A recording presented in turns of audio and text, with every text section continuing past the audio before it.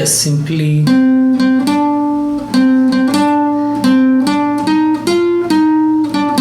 possibly just hitting the notes. But then we need to add the extras now to make it sound the way it is really meant to, right?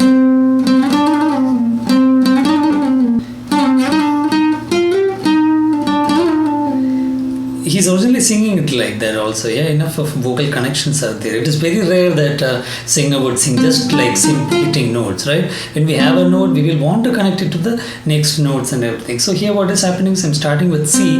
You will notice that the only notes which we use are C, D, E flat, F, G, B flat will be there. So even if you're going down, so it will be like B flat will be here. So we will look at which scale the implication is. Have a look at the tabs also.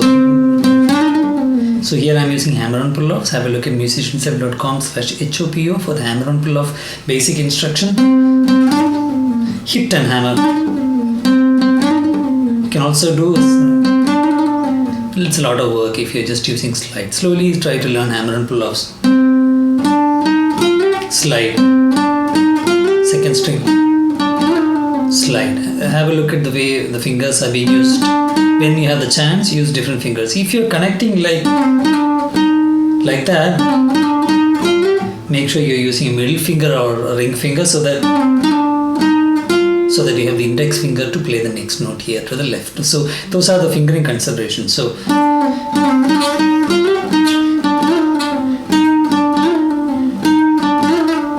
it's all the same note. Third string 5, 7, 8, 10. 10. 10 is again F note on the second string, 6th fret. Second string 6 is same as third string 10. 6 plus 4, 10. The tuning relationship.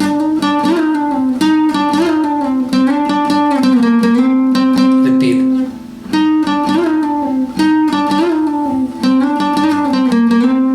So if you learn the hammer-on pull-off method, you can use it to approximate the vocal, like we did with Vasigra flute, right? Everywhere the hammer-on pull-off is giving the extra effects. So coming back to urvasi.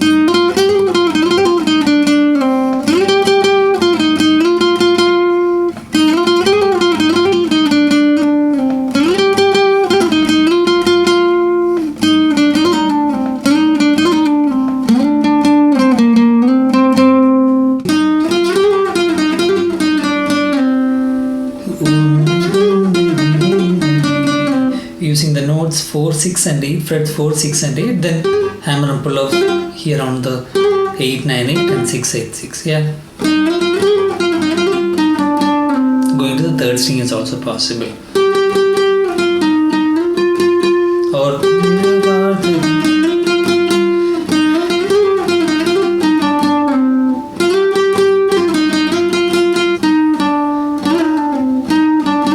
like before. So the scale what we are using is just the notes from the song notes. We know that we are using B flat because we went down on the lower octave B flat. So this is basically the C natural minor. It could be any natural minor. If you start and use the same pattern of notes, you will get the same song. Meaning, for example, let us start with E.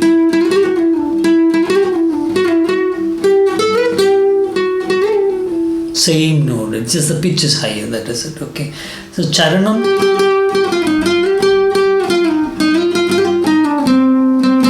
second string,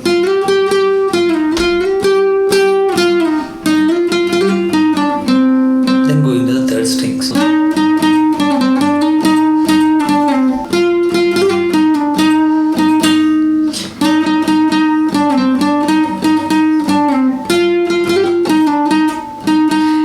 it could be any of the languages in which the song was made. So depending on the language, if it's Hindi or Telugu, whichever language you're using, just change the number of hits to make it more like the original language song.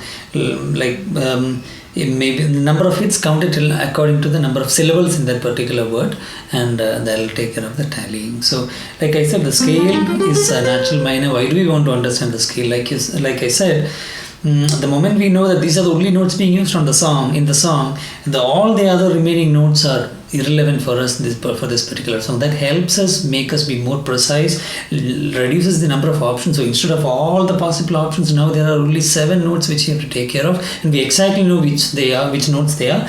And by knowing where all you can play it on the fretboard, now we have a lot of freedom.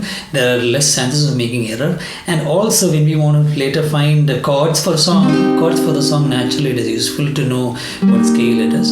And also if you are interested in later finding songs on your own and all that, this kind of constraints, understanding what the alphabets are behind the song, will help you be more effective in finding the song.